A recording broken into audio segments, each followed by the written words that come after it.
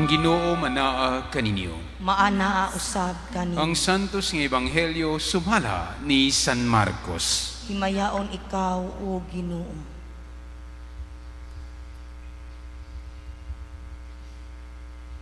Dito'y usa ka magtutudlo sa balaod nga nakabati sa panaglalis nila. Nakita niya nga maayo ang pagkatubag ni Jesus sa mga Saduceo, busa miduol siya kaniya og nangutana.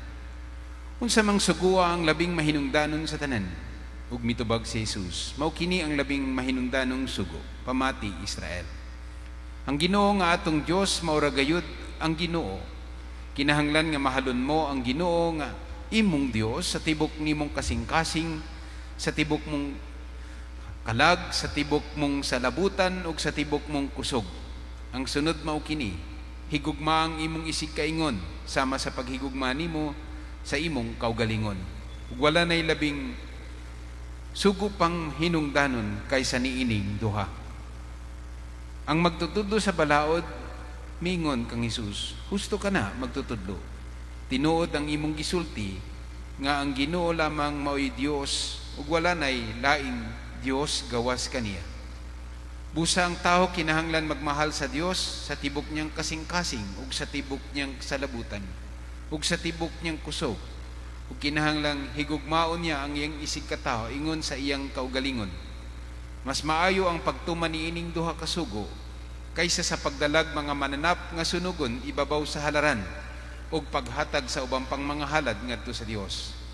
Nakaalinggat si Jesus nga maalamon kayong iyang tubag, busa mingon siya kaniya, dili ka halayo sa gingharian sa Dios.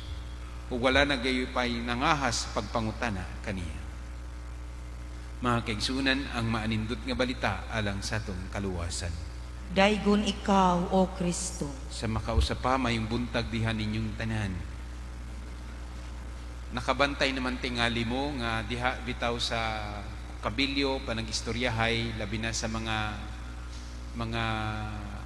kanabitaw dunay pundok-pundok nya dunay mga komedya nya dunay mga pangutana, no? Pananglitan, bebe kung bright ka unsa may national bird, national bird, no? Di man katubag tong usa, no? Beklo national bird ba? Clue lagi, clue. O sige, start with letter M. Letter M. National bird. Manok. Manok. Yeah, no? So, lahilig tag na national bird ni inguna. Paninguna na clue, no? Nya, maupod usahay, pero dili manok ha. Maya, no? Maya ba? No? Anyway. So, inguna na. Hilig kita. Karon mapasayon ang atong pagpuyo ni ining kalibutan na mismo ang atong Ginoong Jesucristo bati ko naghatag og clue nitong tanan aron maangkon nato ang hingpit nga kalipay sa langit, no? Ihatag na gid niya unsa man to, higugmaa ang imong Dios sa tibok nimong kasing-kasing, sa tibok nimong kalag, sa tibok nimong kusog, sa tibok nimong pagkatao, tibok nimong salabutan. Ug sunod niini, higugma ang imong isig kaingon sama sa paghigugma nimo sa imong kaugalingon. Ug buhata ka na, maimo ang gingharian sa langit. Buhata lang ka na, maimo na, way lalis, imo gid na. Higugma ang Dios ug higugma ang imong isig kaingon. Para na ako kining duha mga kaigsuonan, mura ni siya release sa train. Nakita na mo release sa train o gani mi kakita pader og train, release na ba? No. So ang train dili siya na nag-agi, so sama niya na doon na gyud siya gitawag sa English pa rail track, release, no? Nya kanang release doon na gyud na siya puthaw kabilya, isig kakilit ug nya didto nagatungtong ang iyahang ligid, no? Daw ang Japan naningkamot intahon nga usara ka release, no? Usara ka rail, pero wag gyud sila magmadaogon tungod kay ma-imbalance man gyud ang bagong, no? So giduha lang gihapon, no? Giduha. So really, and kining duha ka rail track inseparable gid na. Inseparable. Aron ma-maintain ang speed, ma-maintain ang balance, makapaspas. Ug para nako kining giingon sa tong Ginoong Jesucristo, higugma ang imong isig kaingon sa O higugma ang imong Dios ug higugma ang imong isig kaingon sa pasama sa paghigugma nimo sa imong kaugalingon, mauni ang kanabitaw inseparable. Dili gyud mabuwag, kinahanglan nga magkuyog, kinahanglan nga mag-uban ang paghigugma nimo sa Dios ug ingon man usab ang paghigugma nimo sa imong isig kaingon. Inseparable gyud na diha sa atong pagpuyo nga Dios nun. Diha sa atong pagpuyo, diha sa atong isig kaingon nga matinahuron, maluluyon. Gisumada kini nga kalambigitan diha sa paghigugma, no? Gisumada kini, no? But ambot ko nakasulti na bako diha kaninyo nga hastagani ang krus nagapunting sa ingonana nga pinulungan sa atong Ginoong Hesukristo. Ang gikan sa taas padung sa ubos, higugma ang imong isig, higugma ang imong Dios sa tibok nimong kasing-kasing, sa tibok nimong kalag, sa tibok nimong isig kata. Ang Dios sa taas, ikaw diri sa ubos. No? Ang dito sa gikan sa tuo padung sa wala, ikaw ang naa sa tuo padung sa wala, ang imong isig kaingon. Higugma ang imong isig kaingon susama sa imong paghigugma sa imong kaugalingon. So every time na makakita mo krus, maugid na ang iyang padumdum alang kanatong tanan. No, dili ka makaingon nga yes Lord, I love you Lord, and yet ang imong kinaiya o pamatasan sa imong isig kaingon wagas. Laban na ang imong kanabitaw mingon kitag isig kaingon, dili ra ba na luyo sa imong kasing-kasing, dili na sila layo sa imong kasing-kasing. Usa kana silang imong kapikas, kana silang imong anak, kana silang imong pamilya, kana silang imong kanabitaw kanunay nga kauban-uban diha sa katilingban, diha sa silingan, dili na sila layo. Ug miingon usab ko nga dili lang ni siya anthropological centered, ecology sad ni siyang kinaiyahan kanang imong kapaligiran, kanang imong kanabitaw gikapuy-an, kana ang imong ang asa ka nagpuyo, no, kining kalibutan, o asa ka nagpuyo kining nasud. So dili lang di ay paghigugma, kanang kaugalingon di ay dili lang referring, it's not only referring to a human society but also referring to even to the country, to the place itself, no? Mo ni gitawag sa ekolohiya ingon nila. So include na diha ang imong ang mga mananap, kinaiyahan, and so forth and so on. How do you exploit them, or how do you utilize them? Kana. So di pod ni siya mahibulag mga kaigsunan, no, nga naghigugma ka sa Dios and yet maulagi na ako nang giingon very awkward ang imong kinaiya pamatasan nganha sa imong pagpuyo pakigsandurot sa uban. Selective o di kaya puno sa conditions o di kaya puno sa kanang gitawag nato og qualifications aron lamang makaginansya ka, and so forth and so on. So nindot kay na. Muna, nindot kaayo nga ikaw naghigugma sa Dios. Ikaw nga nagmahal sa Dios, hinaot panta ang imong kinabuhi mahimong taytayan o sandayong sa kinaiya o sa gasa sa Dios. Mautoy giingon ganiha sa atong introduction, taytayan or sandayong. We will become a bridge of love. We will become an instrument of unity, instrument of development, instrument of a human in a good society. Kana. So kana siya. Dili pud ka makaingon nga I love my neighbor man Father, I love my fellow human being man Father, even the creation itself Father, I love man gyud but I do not believe in God. Di pud na tinuod. Kay kung ingon na ka, mahimo kang possessive, mahimo kang narcissistic, mahimo kang kanang gitawag pervert. Kay wala may spirituality, wala may kanang gitawag na to grasya, wala may klarong motivation. Earthly na siya, makalibutanon na siya.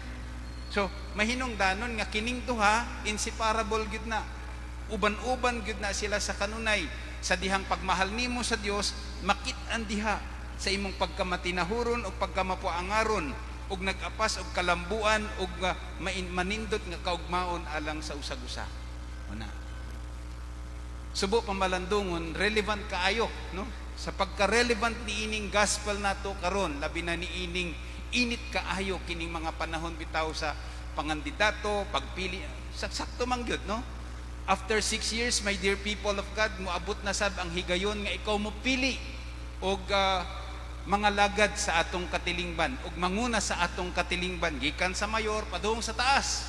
After 6 years na ug daghan kaayo ug ka na bitaw nagkuhit-kuhit nimo, nagpa-cute-cute nimo, ako na lang ang iboto be, ako lagi ni on, sa forth and so on. No, daghan.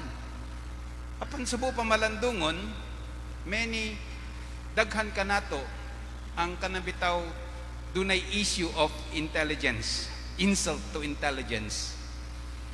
Gabi nagsigi ko in town tanaw sa akong Facebook, nakakita ko og mga batan-on kaila ra bagyud ko nga in town utropod nga kanabitaw nagbuhat og mga fake news, junk information. Alang lamang sa usa ka tao, alang lamang butang na ako kandidato and so forth and so on, no? Supo pamalandungon na siya. Kay ngano? Ikaw nga kahibalo sa katang gitawag nato og Facebook diha, ikaw nga kahibalo sa internet og paggamit sa ubang paniana, imbis nga gamiton nimo na siya sa insakto, labi na kung hisgutan ng education og voters education, hinaot pa unta magamit na nimo ug ipatunhay nimo kung unsay tinuod. No, subo pa malandungon ubay-ubay sa atong mga batan-on nga inguna na ang kanabitaw ang kinaiya karon. Nga gamiton tuod nila aron lamang malingaw sila, yehey ako ra ning gigamit kay for fun. Unya kanang ubang inosente makakita niya na daw ang tan-aw nila tinuod na. Daw ang tan-aw nila maudi ay. So imbis nga ikaw mahimo kang instrumento taytayan nga makapatunhay sa tinuod, dili na asa diha karon ang imong paghigugma ug paghatag og kabililhon alang sa imong isig kaingon nga sila nahisugamak, napahitumpawak sa ilang hunahuna tungod sa imong pagkawalay pagpakabana. Insulto sa imuhang intelligence, insulto sa imong pagka-bright, insulto sa imong pagka-makinaadmanon. Asa nimo gigamit ang imong pagka-makinaadmanon? Muna, daghan kitag Katoliko, yehe, Katoliko ako, daghan kayo mi, yehe, pero usahay ang atong pagkakatoliko, I love God, pero di na ko gamiton ang akong kaalam sa sakto nga paagi. Ug sa dili nimo paggamit niya na, daghan ang nahitumpawak, daghan ang nahisukhamod, daghan ang namumo.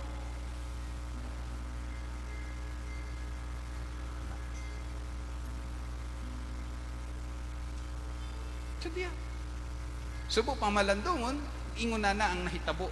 Mao na, bantay ka mo, ingon tag Katoliko, nabunyagan ko, nya simba-simba pa ta, haplos-haplos pa ta, pabelo-belo pa kita, pa-uniform pa kita, ito Pag-abot sa aktual ng kinabuhi, insultong dako at tubangan sa Dios, unya diha na kita naka-violate sa paghigugma sa imong isig kaingon, sama sa paghigugma nimo sa imong kaugalingon. Binuangan ra di ay nimo imong kaugalingon. Tuhe, sige bi. Binuangan ra di ay na nimo, di ba? Kung ikaw sa imong kaugalingon maningkamot mangyud kang the best, among the best. And yet sama paghigugma sa imong usag kaugalingon, and yet mo to ihatag nimo. So diha kita giawhag mga kaigsunan. Diha kita nga hinaot tong klaro og tataw, diha sa atong pagpuyo sa atong kinabuhi ang pagkamatuohon sa Dios. Kining duha digid mahibulag, inseparable na siya. Busa hinaot pa unta ang paghigugma nato sa Dios makit-an diha sa atong paghigugma sa atong isig kaugalingon ug kining atong kaalam, kining atong kadasig, kining tanan nga ni adinhi kanato, labi na ang atong kinabuhi, ingon man usab ang atong panahon, magamit unta nato pinalanggang katilingban sa Dios diha sa paghatag og maayong kabubuton, maayong kaugmaon diha sa atong isig kaingon. Ug sa ako nang gigaingon, ang atong isig kaingon dili layo nato, sila mao ang atong anak, sila mao ang atong kapikas. Dili lang na siya tawhanon kundi usab ang kinahiyahan. Dili lang siya tawhanon kundi usab ang palibot. Unsa giunsa nimo ang palibot, tapon dito, tapon doon, anak din ng anak man to karon, no? Kaingon na. So hinaot pa unta kining pahinumdum ka nato sa atong Ginoong Jesucristo nga kanunay natong makit-an diha sa iyahang krus ug mangrus pagyud kita matouch man pud unta ta. Matouch man pud unta ta. Ug magtinarong kita.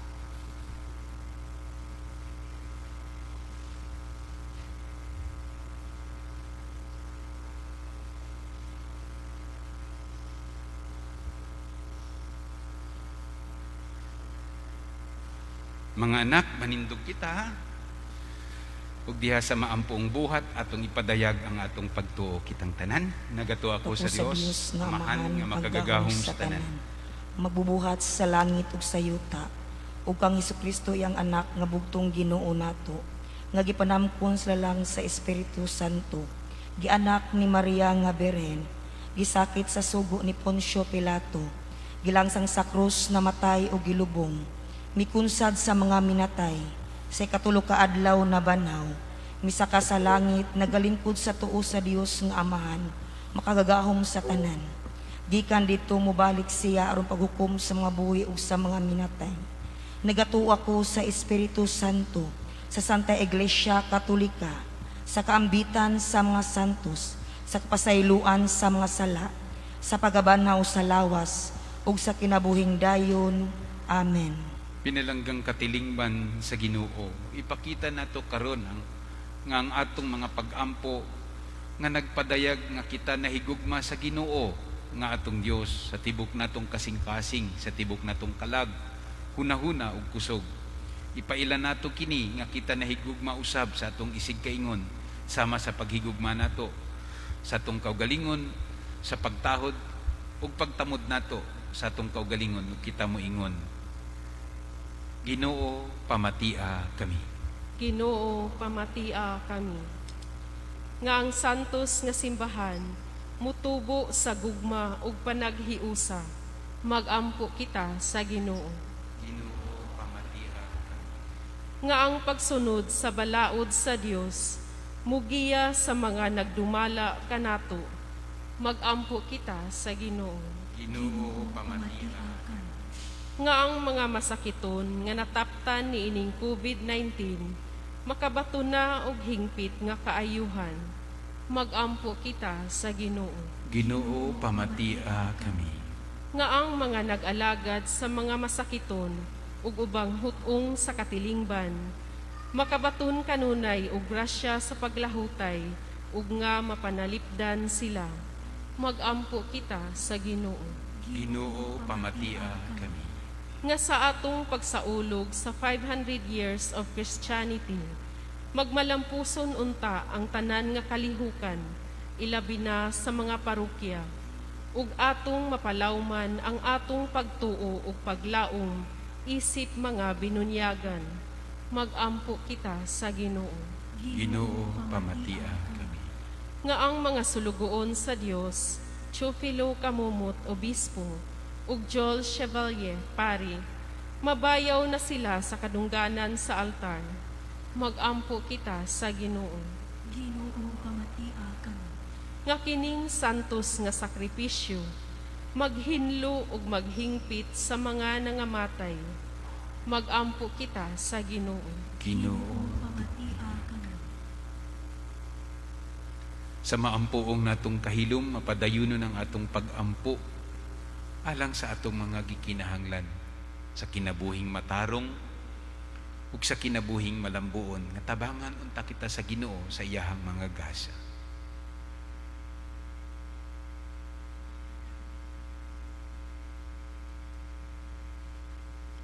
Magampo kita sa Ginoo.